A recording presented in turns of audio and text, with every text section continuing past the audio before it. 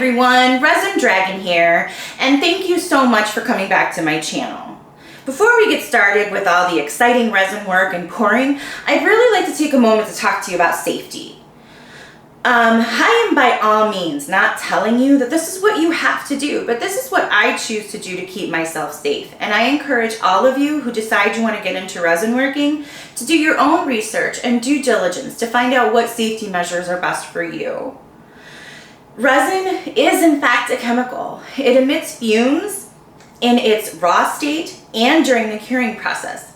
It can cause irritation when in contact with your skin, with your hair, with your eyes, and even cause lung irritations.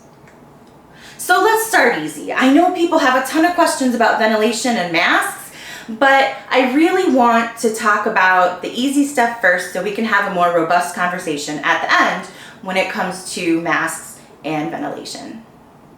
Okay, so first let's talk about clothing. You're really going to want to wear something that you don't care much about, because if you get pigment on them or resin on them, it's going to stain and it's going to stay there forever. Let me show you this tank top that I'm wearing. I got some resin on it right here, and as you can see, the resin cured. Even after washing and drying, it just isn't going to come off. So it totally ruined the shirt, which is fine because it was old to begin with. So that gets to my point. Just make sure you're not wearing any street clothes that you care about. At the very least, wear an apron. If you don't have anything that is not everyday clothing, at the very least, wear an apron. If you're one of those people who does have a sensitivity to resin on your skin, or if you're just a messy creator like me, then you're going to want to wear long sleeves. That's super important because you don't want to get a rash or an allergic reaction to the resin at all, or get stuck in your little hairs and you got to pick it off. Ouch. So just make sure that you're wearing long sleeves if you're a little bit messy. Last, you're going to want to make sure you wear socks, because if you get any resin or pigment on the floor and you step in it, it's going to be a whole big mess. You're going to track it around the house, or it's going to get stuck to your foot. So just make sure you're wearing some sort of socks or shoes. You don't want to slip in it and fall or anything like that. So just make sure you're wearing some sort of sock or shoe or something like that. And last, when it comes to clothing, don't forget to tie your hair up. The last thing you want to do is have to cut off a couple of inches because you dipped your hair in resin or pigment. So make sure you also have a hair tie handy or a scrunchie so that you can do that as well. Okay, so now that you have your crappy clothes on and your hair tied back, let's talk about gloves. When you are working with resin, there are many different things that you can use for gloves, but three of the most common are latex, vinyl, and nitrile. I prefer using nitrile because they have a nice tight fit, very easy to be nimble and using all those small tools. These were originally designed, I think, for tattoo artists, and that explains why they're such a nice fit. Latex is going to be all up to you. If you have an allergy to latex, then stay away from them altogether, or any type of irritation that you get from them, stay away from them altogether and just use either vinyl or nitrile. These vinyl gloves I actually got in some sort of kit. I think it was like from some cups that I bought, but they're very similar to the ones that you use if you're doing home dyeing of your hair. But what it reminds me the most of, because they're so humongous, is, I don't know how many of you are going to remember this, but back in the day at McDonald's, they used to give out these really fun little gloves that kids could just put on and play with to keep them busy while the parents cried in the car. But that's what it reminds me of, a kid playing with those little McDonald's gloves. They're not very fitted, and they're going to come off very easily whenever you're doing something and probably get caught in your resin. So I don't use those, but again, it's all up to you and your preferences and what you like to use. As far as sizing, most of them are very easy and have like a universal way of sizing them. They sell them in like extra small, small, medium, large, extra large, maybe even 2X. But most manufacturers will have you measure across your palm and then correspond that to the size. So just make sure you read when you're buying them, because they can tend to be pretty expensive, especially nowadays with the pandemic. It's going to be a little bit difficult to find them at a cheap price. So if you're gonna spend the money, just make sure you measure correctly and get the right size. You can also go by what size you wear for winter gloves, because I've noticed that it's about the same. I wear between an extra small and a small in my winter gloves, but I do wear a small in the nitrile because they're such a tight fit. All right, so gloves, super important. Next up, eyewear. Yes, safety glasses. So if you don't wear a mask that covers your full face, most of the half masks can accommodate safety glasses. I do highly recommend it, especially if you're clumsy like me. Like, do you sometimes stub your toe and move your table and knock over your project and the resin flies up and gets in your eyes? Yeah, no, that's never happened to me. But anyway, if it does get in your eyes, make sure that you look at consult the manufacturer's manual and for seeking medical attention or poison control or whatever that may be. But if you wear safety glasses, this is less likely to happen. So I often wear my safety glasses.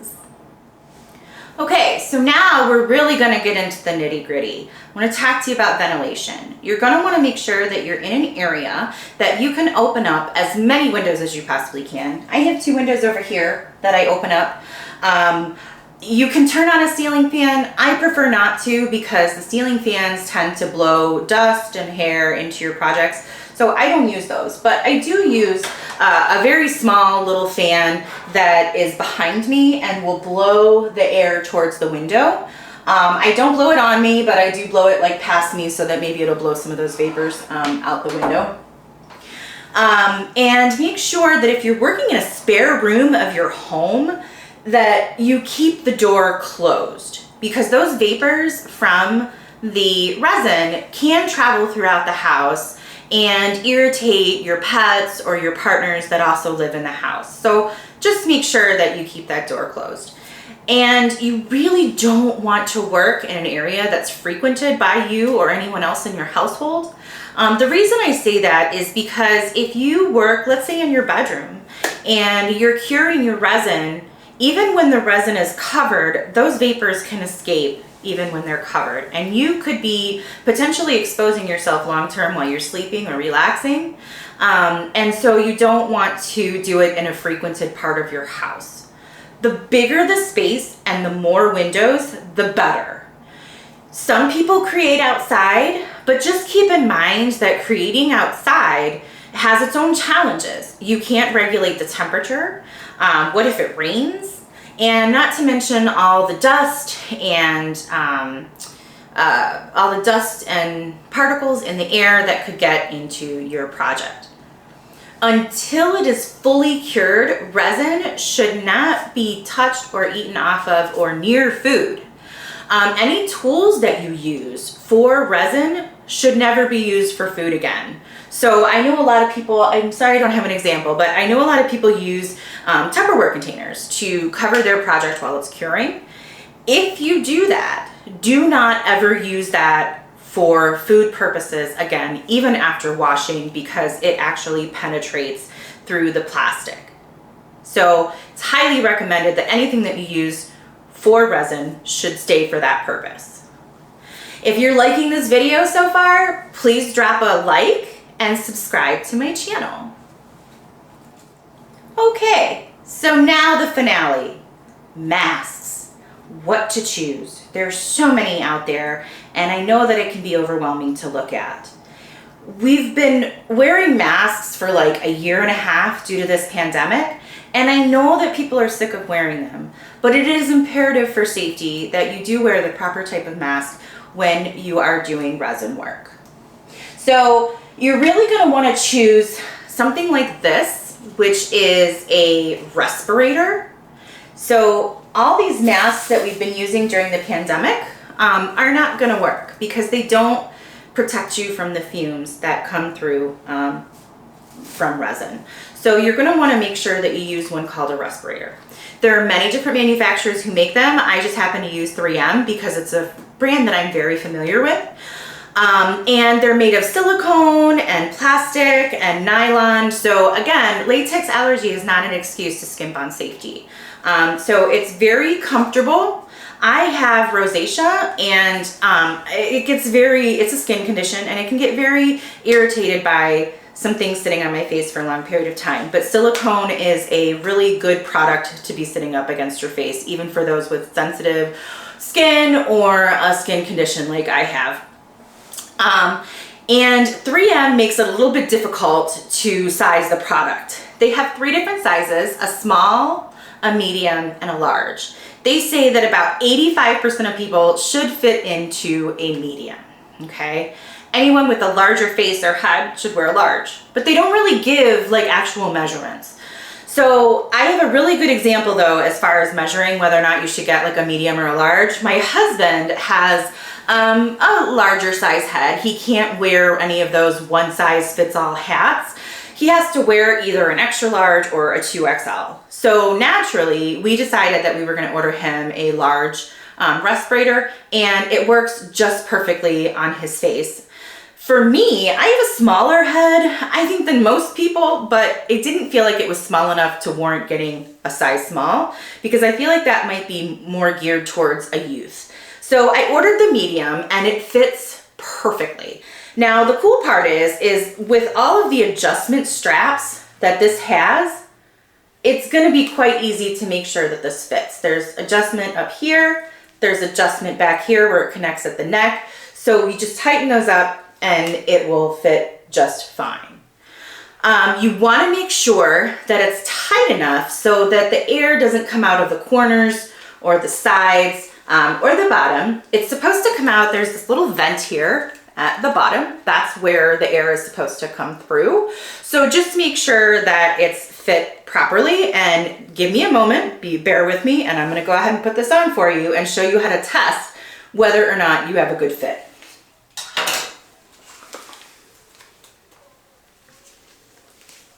Okay. And this way you guys can see what it sounds like when I put on a respirator.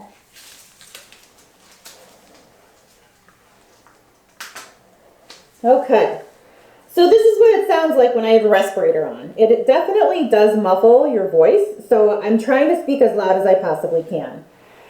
What you're going to do is you're going to take your finger and you're going to block off this hole down here, and you're going to blow, okay? Let me find it again. Sorry, I lost it. There it is.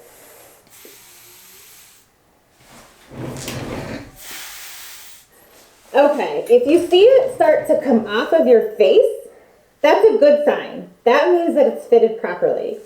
I did not feel any air coming out of here, coming out of my chin, or anything like that. It almost pushed the mask completely off my face.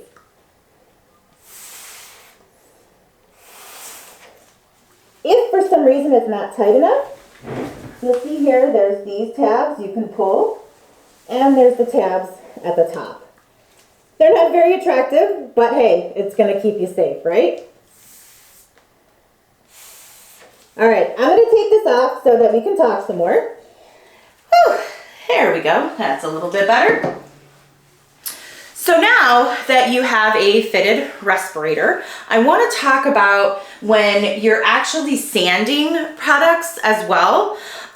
You can use a standard dust mask like this when you're sanding.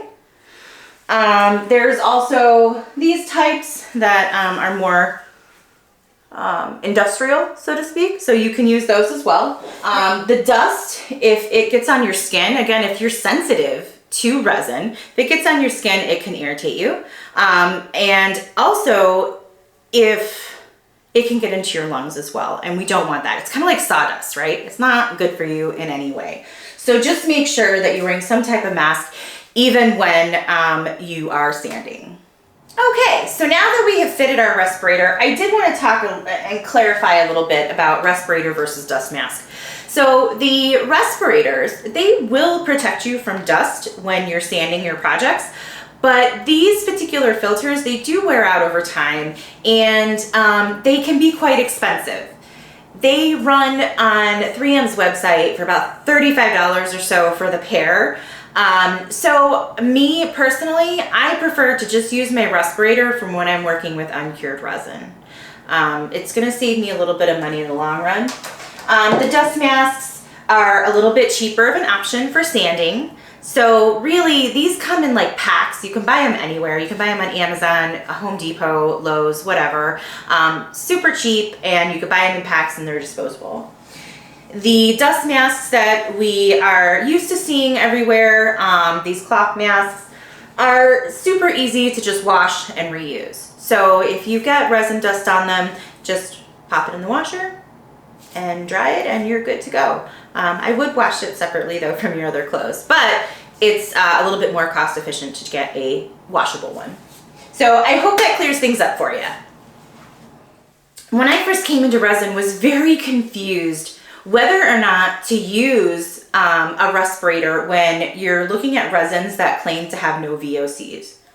What are VOCs and why are they dangerous? Now I'm going to be looking off screen because I really don't want to get this wrong for you guys. I want to give you proper information. So some of the most common pollutants found in the home are volatile organic compounds, or VOCs, okay? These are organic chemicals that contain carbon, excluding carbon monoxide and carbon dioxide, but they vaporize at room temperature, and in high concentrations, VOCs are dangerous to human health when they enter the lungs or touch the skin. So it's the actual chemicals that are inside the resin that, if you're exposed to it for long periods of time, can cause you some harm. Now, I prefer to err on the side of caution. I prefer to keep myself safe no matter what kind of resin I'm using. Anybody's resin, I always wear my respirator because I would like to stay protected. So if you guys have any questions at all, please feel free to leave me a comment and ask your questions down there. And if there's anything else that you would like to see me cover in future videos, I'm happy to listen to it. And I think we should inspire safety and creativity together. So until next time, why don't you pour one for me?